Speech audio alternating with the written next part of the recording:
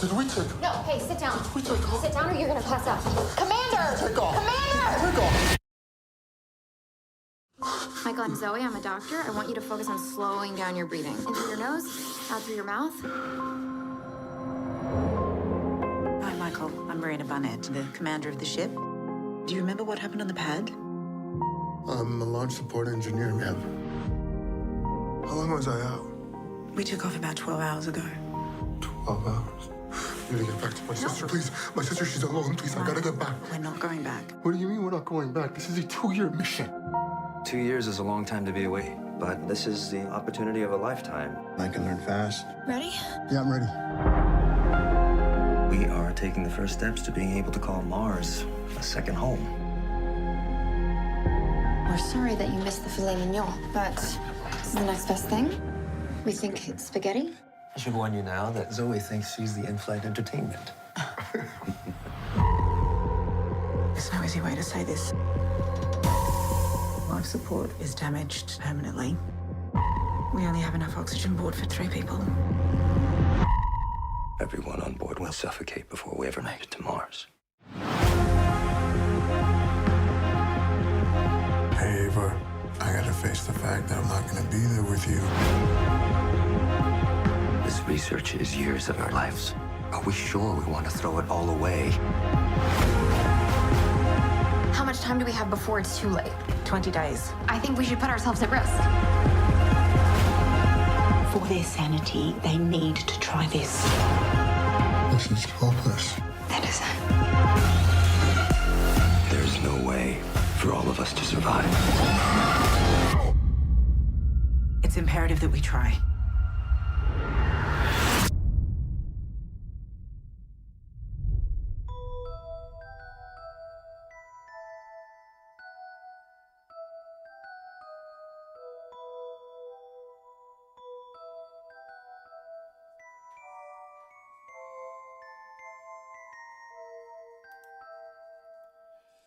I'm going to watch 30 movies, a movie each day in June.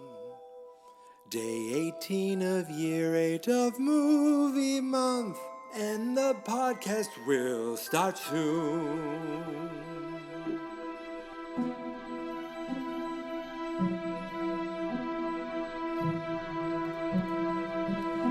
He's going to watch 30 movies, some good films and some lowbrow. Year 8 of fans, not experts, movie month, and the podcast starts right now. Year 8 of movie month, that much you already know. Year 8 of movie month, and now it's time for the show.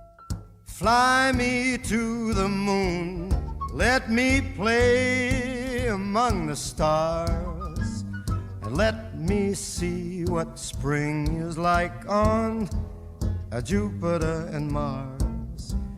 In other words, hold my hand.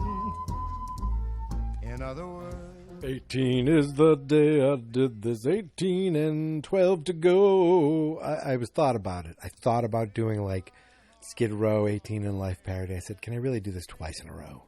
Can I really take, amazing music from amazing bands and do a parody of them? I really shouldn't. So here I am, folks. Day 18 of movie month. Can you believe we've already made day 18? I had today off. And I got up very early this morning, and after breakfast, enjoyed the 2021 Netflix original film, Stowaway, and then did stuff throughout the day. My wife and I ran errands, we went and got smoothies, we got some stuff to grill over the weekend, and hours went by between when I watched it and now when I'm here talking to you about it. I think that's almost a good thing. It gave me more time to kind of think of things instead of just hitting record and going. It gave me more time to think about this movie. This is, as I said, a 2021 film. It is co-written and directed by Joe Penna, who I am not familiar with, except I looked up and he did a movie from 2018 called Arctic. And I'm thinking like, oh, this guy's good with like not a lot of actors, because Arctic looks to have 3 people in it, and maybe 2 of them are mostly in it. And one of those guys is Mads Mikkelsen, so I feel like I have to watch that movie at some point. And Stowaway, there are 4 people in this movie. That's it. 4 people. We hear the voices of a couple people over the radio at the beginning, and then we actually don't hear the voices of the other people on the radio at all later in the movie, which is something I thought was a very cool choice. So what's this movie about? So what I like is there's no like explanation of what's going on, of like in 2038 or whatever, if this is the future, I'm guessing, but not like the future, just kind of, near future. 3 astronauts were sent on a mission. No, none of that stuff is told. It just kind of happens through what we see going on. So what do we see? We see 3 astronauts inside a spaceship. And we actually, it's like cleared to take off, ready to go, blah, blah, blah. And then they take off. We never see the rocket leave. We never see the outside of the spaceship. We never, you don't see like the Houston down at the, down in the command center. You're basically watching the takeoff through the reaction of the astronauts. So there's 3 astronauts. The captain is Toni Collette. Then they have a scientist and a doctor. And it seems like they're there either to do for some experiments. And the scientist is played by Daniel Day Kim, who you might know from Lost or Hawaii Five-0. On Lost, he played Jin. On Hawaii Five-0, he played Chin. And I watched every episode of both shows. Hawaii Five-0 is that show to me that I'm like, it's just one of those procedurals that I said, I'm going to watch this because he's in it. I literally watch it because Daniel Day Kim is in it. Because I'm like, I'm going to just support the actor from Lost. The show goes on for 10 seasons, and I end up watching every episode. He didn't last the whole time. He left after a while. But I stuck with it. I stuck with it to the end. But I'm glad I got to see him in this because I really like him. And then the doctor, who's really the star of the movie and the big name of the movie, Anna Kendrick. Now, she actually does a very nice job in this. And she is definitely old enough to be the astronaut in this. I looked it up. She's 35 years old. She's old enough to be president. But my first thought was she just looks so young. It looks like she's a college intern, like on the job of, flying to space. I have to get over that. That's me. She's obviously old enough, and she's a doctor. 35 years old. Boom. That is that's, to me, that's like, you're an adult. You're an adult much earlier than that. And look, I'm 10 years older than that. And I am, you could kind of, I'm not sure about the whole adult thing, but it just was like everyone else looked like older, and then she just came across looking so young. That's just me. Again, she's the star of the movie, and she was really good in this movie. Let me tell you, I liked this movie. I enjoyed this movie a lot, actually. I enjoyed this movie for the fact that there was a small cast. It was a very small movie, even though it's this space, it's in space. It's like space was part of it, but it was a very small part of it. It was just kind of the situation they were in because they were in space. So these 3 astronauts, 2 that were trained, scientists that were trained, and one who's the captain, Toni Collette, are on a mission. They're on a mission, we find out, for 2 years. Okay, they want to go find out if it is sustainable to live on Mars.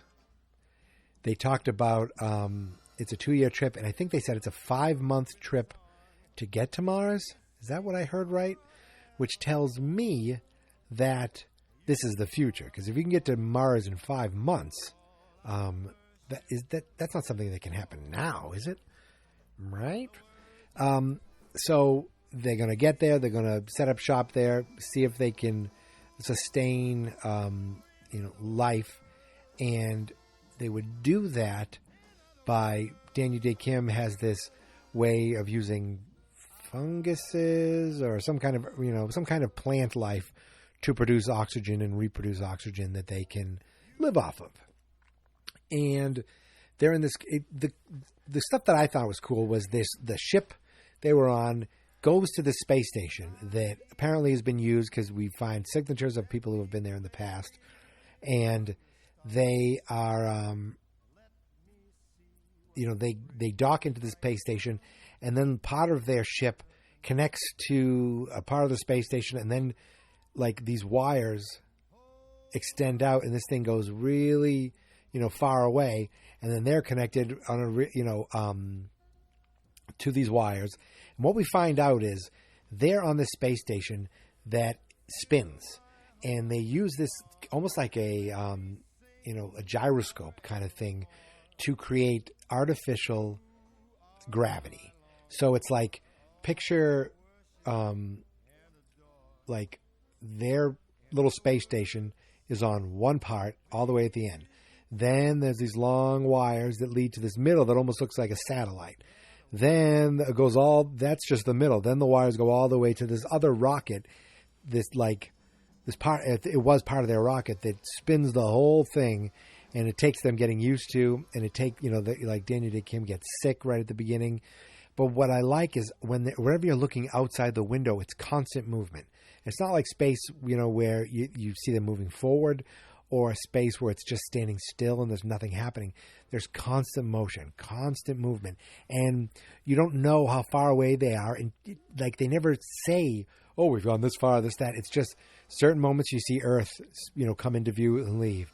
And then later on in the movie, you see Earth's just a little further away, and then it's then it's further and further away, and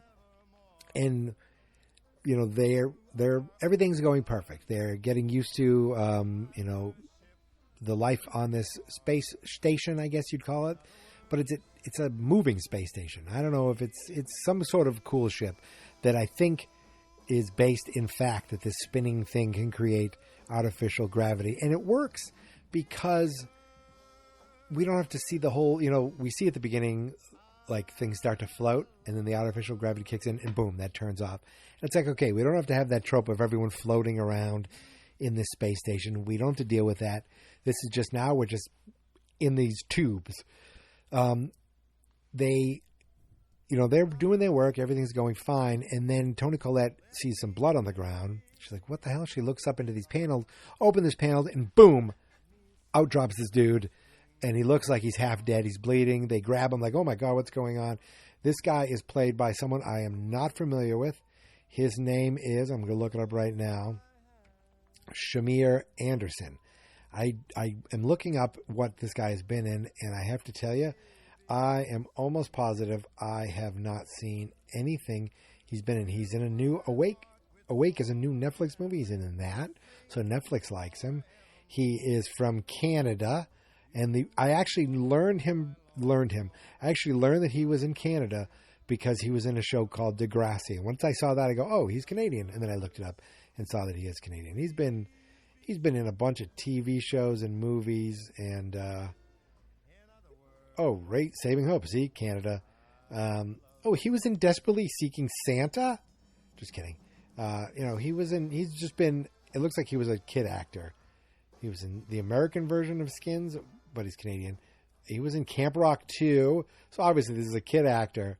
Degrassi, one episode? I thought he was in a lot more than that. He played Thug. Oh, okay. Winona Earp, I know my brother has watched that show on Sci-Fi. So he's been in a bunch of things. But this is the first time I've seen him. And I liked him. What I liked about this movie, so this guy, okay, let's keep going about the plot. So this guy drops out of this paneling. He was trapped in there while he's doing like maintenance. He's like a maintenance engineer, like pre-launch engineer guy who got trapped on this ship, the Stowaway. Get it? And they he's not a bad guy.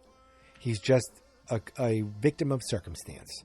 And he's very likable. He's like, I know I'm not supposed to be here, but I am a quick learner and I'm willing to help wherever you can put me. And they're like, okay, you can help. Once they kind of stabilize him and realize what the hell's going on, they call back to base and they're just letting them know. This guy freaks out. He's like, my sister, my sister, my sister. I have to get to my sister. We find out that he's got a special needs sister. They don't say that, but it's pretty much pretty well established. He has burns on his body. He talks about later that he was in a house fire. He protected his sister. His father saved them, and he died saving them. They bounced around, but he's always been with his sister, and now he's his caregiver. And they're going to be gone for 2 years. Okay? So he's freaking out about that, but he's able to call her on an iPad type thing and talk to her and do video chat with her. We also hear that Daniel Day Kim is going to miss his wife, but she's amazing at letting him do this. So we already have some personal connections between two of these people. He ends up helping Daniel Day Kim doing research, logging things as they're researching the work they're doing. And while they're doing that, they're listening to jazz, and he's talking. The new guy, Michael, I think was his name. He's the Stowaway. He's like, what is all this jazz? Like, he didn't care about jazz. And Daniel J. Kim is like, I didn't care about it before. My wife got me into it. And it's like, you can hear, like, listen to this, like how they're all working together. And then, boom, one person will go off and do its own thing and kind of, disrupt things.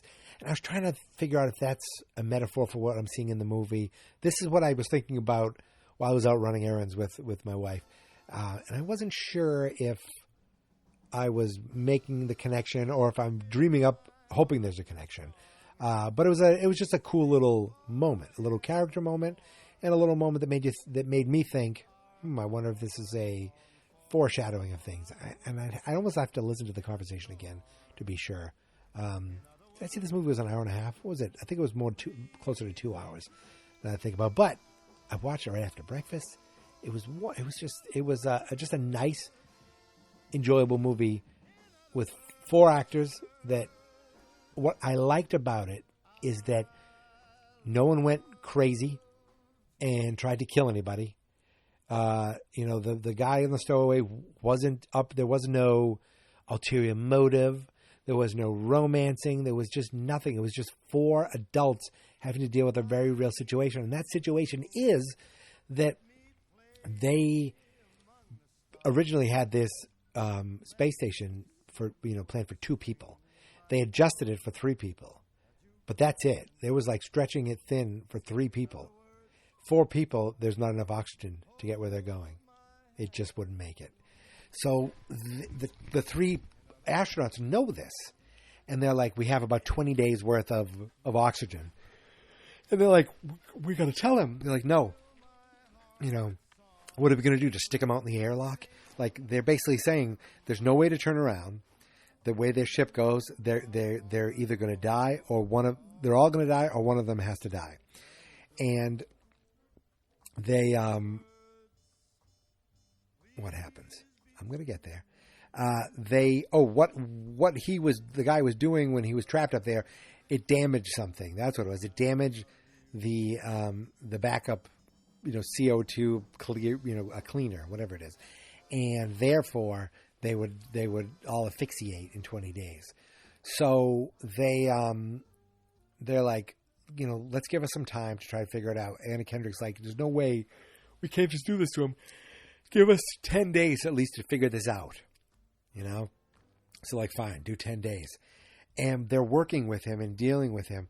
And you could just see like the look of guilt in their eyes. They're like, do I say something? I can't believe I know this and I'm not saying this. This man is the wrong place, wrong time, and he has to deal with this.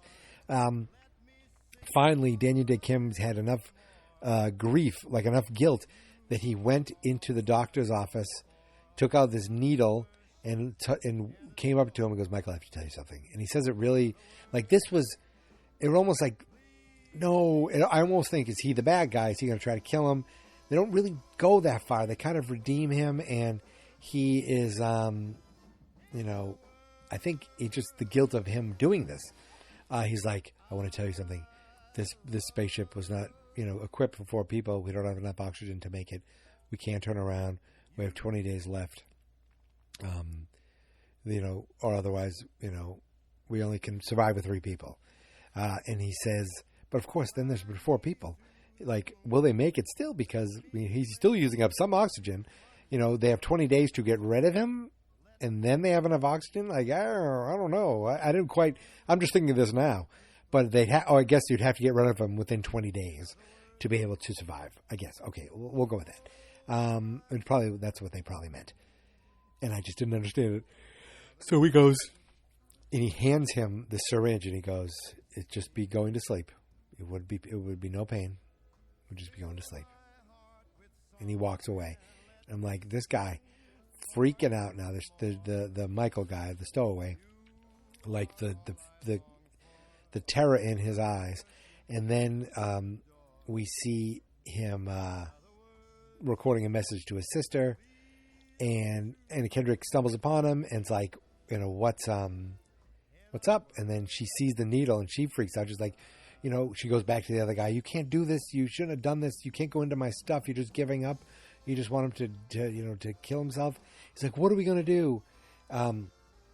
He goes, I'm giving up my research. He gave up some of his research. He tried to generate the things they were trying to do on Mars. He's doing it there on the ship. He's like, I am trying. I gave up everything. I'm giving up all the 2 years that I'm doing to try to make things survive. Their plan was get to 5 months out there and then repair things and then come back, I guess, or something like that. Or while they're in Mars, maybe there's stuff already there they can use to fix the ship. I'm yawning. And then come back.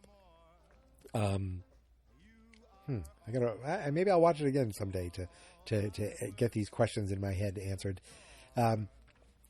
But they're like, let's double the efforts with this fungus. I don't know if it's fungus or whatever it is.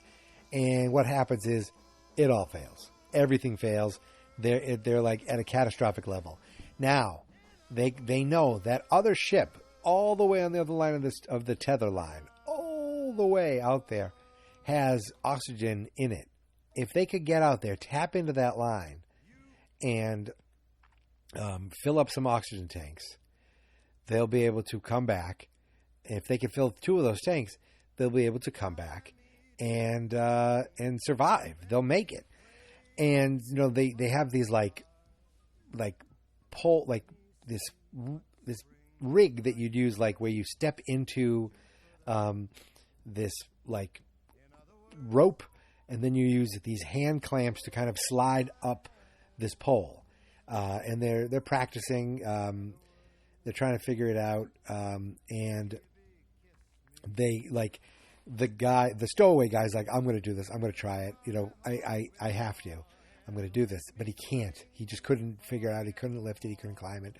So Daniel Day Kim volunteered. He's like, I have to do this. We have to. We can't let the captain go. We have to do this. So he and Anna Kendrick climb this thing. And what's cool about it is the further away they get from the ship, the closer they get to the middle, the less the gravity is, because the gravity is pulling at both ends of this. So they're having a hard time lifting up. And then once they get closer, they don't even need their feet. They can just pull themselves along. That was really cool. They're like, don't damage this. If we damage this, we're all screwed. The thing in the middle that looks like a satellite. It never came to that. I thought that would come up, but it never did.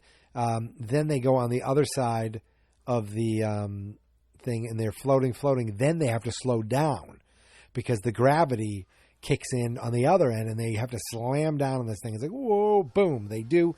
They make it.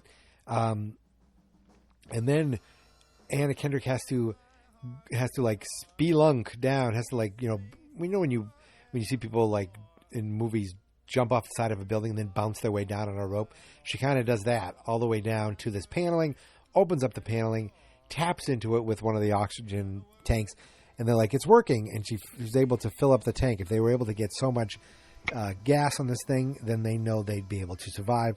They were able to. They relay that back to the main ship.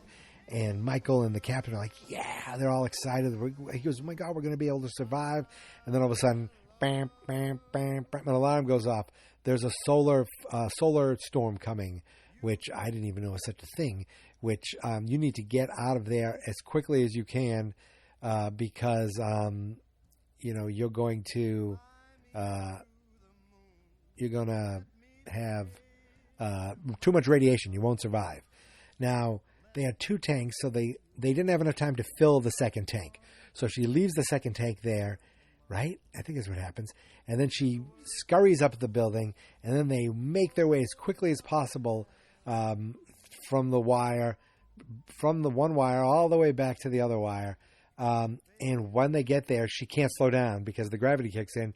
She hits the ground hard, and boom, the oxygen that they got takes off. It just, they lose it, they drop it, it's gone.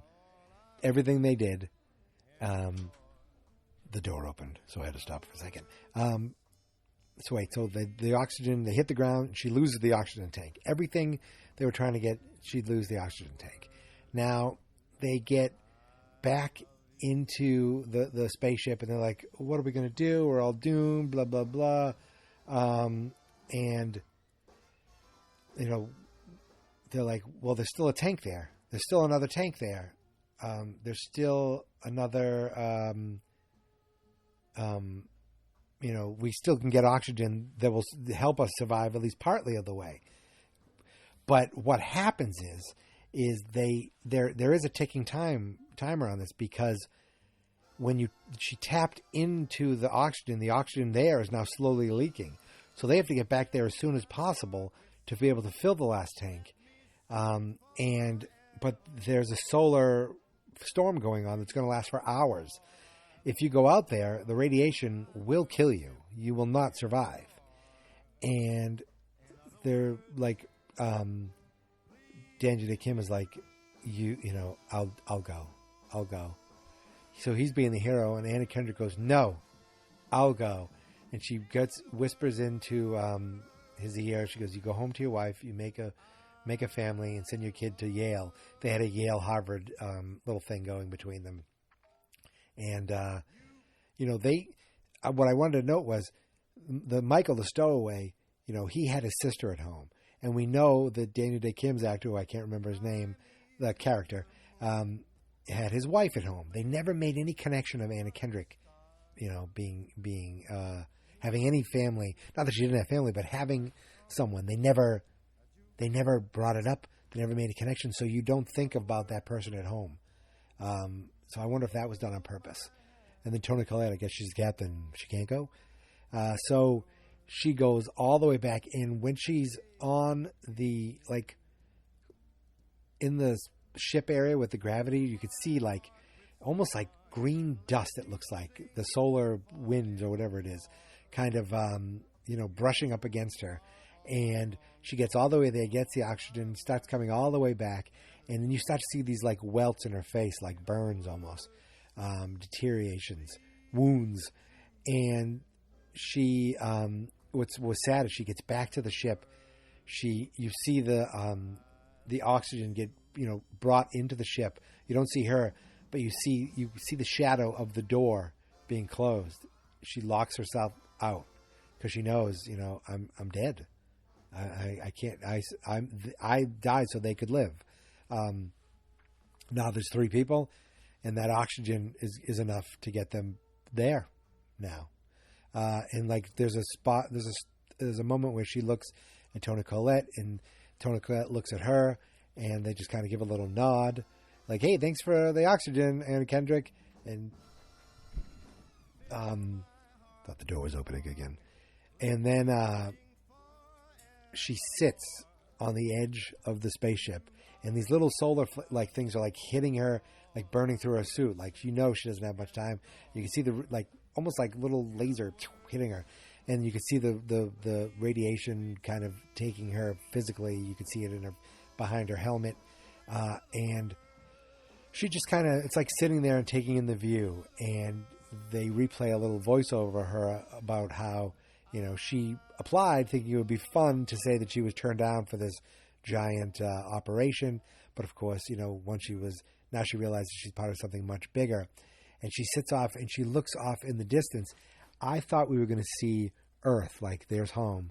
But instead, it was actually cooler. We see this red dot off in the distance. There it is, Mars. Like it's so far away and yet it's so close at the same time. It's like that's where she was heading. That's where they're heading. And she's not going to be able to make it. Now, with the gravity, I feel bad. Is she just going to rot up there? And then when they get there, they're going to be like, can somebody please peel Anna Kendrick off the ship? We got to, dispose of her. Or does she become dust? Or does the radiation completely disintegrate her? I don't know. Or does she fall off into the void of space? I don't know. But it was it was a sad ending. But it was a fun's not the right word. It was an enjoyable movie. What I liked about it was it wasn't like a giant space epic. There was some aspects of space. There wasn't we didn't have to worry about gravity, but gravity did come into play with it. What I really liked was these shots that were done, they had a lot of long takes where you're seeing the camera, in front of these actors who are going down these small but long hallways, like these short, cramped up hallways in this space station, and they have to step over these things. And I'm thinking, wow, the cameraman has to step over these things too while filming this whole thing. I thought it was those shots, a lot of cool shots like that. Like I really, I don't know if the director did these shots. I don't know who the DP was on it, but excuse me, I'm yawning. It's only 4:30. It's almost time for meatball subs, and I'm yawning already. Oof. I don't know who the DP was. I don't know if it's this. I think the director's from Brazil, and I don't know if he's got the same crew that does these things with Arctic and because I want to see this Arctic movie. Then I read that they were going to tie Arctic into Stowaway. Originally, they thought about it, but then they saw The Martian and were like, "Oh no, we're not going to do that. Just make it in the Arctic."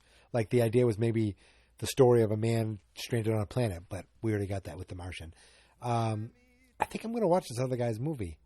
I don't know if it is in English. I have no idea. But I liked what I saw from this director enough to watch something else, and it's got Mads in it. So I don't know if I'm going to watch it this year, but I'm adding it to the list. My friends. And I think with that, my friends, I think we covered just about everything I needed to cover. You have Netflix, right? I mean, most people who have Netflix, I feel like at least most people who listen to podcasts have Netflix. That's the type of person who listens to podcasts is the same person who streams all the time. So if you have Netflix, I recommend this. I think it is. I think it was an enjoyable movie, even though it was, a little heart wrenching, and it was a little. It wasn't a happy movie, as you could say, but there are some moments where you smile, and there are some moments where they, go against the grain. There's, of the villain or anything that you think like, oh, maybe they'll get together. No, it's none of that. We don't worry about that stuff. But again, I've spoiled everything for you, so I should have probably said that at the beginning, but I spoil everything. So that's the way these movies are. I talk about the movie. If you haven't seen this movie, and I already talked about it, I ruined it for you. I'm so sorry. But you obviously watched it, or you don't care. And if you don't care, cool. All right, my friends, that's it. We did it. Happy Friday. Happy day 18. We are closing it. I can't believe we're almost 2/3 of the way done. 2/3 of the way done. And today I didn't have a time loop. There was no time loop in this movie. Like, I've gone 2 days without a time loop. This is crazy. It's crazy, folks. Tomorrow. Do I know what I'm going to do tomorrow? I think I do. I think I know. I'm going to see a movie that you might be like, whoa, he hadn't seen that? And it's on a service that you're going to be like, what's that? Or some of you might be like, what's that? But it's a service I've never used before. So I look forward to it. And you know what? I've made the decision. That's what it's going to be tomorrow. We'll see. I'm not going to say it to you now. You'll find out tomorrow. But with that, I'll say thank you guys for listening and subscribing. You can find me on Twitter and Instagram at Geek Mentality. The Facebook page, like seriously, no one goes. No, like I have more likes on my personal posts of of Instagram than I do on the Geek Mentality ones. And that's the only one I tell people about. Geek Mentality on Instagram. Every picture from every movie I post up there. The Facebook page is just simply Fans Not Experts. The website is fansnotexperts.com. The podcast is Geek Mentality. And this is my theme song. This is my podcast. I made it. Geek Mentality's what I named it. And I think you should listen and subscribe. 'Cause I'm kinda funny and awesome. I think that I'm worth your time. And I'm kinda handsome. My mom says, please listen and please subscribe. At least listen to this episode. Fans Not Experts. 18 and a life to go. Your crime is time. And it's 18 and a life to go. Yeah. Accidents will happen. They all heard Ricky say. He fired his six shot into the wind. That child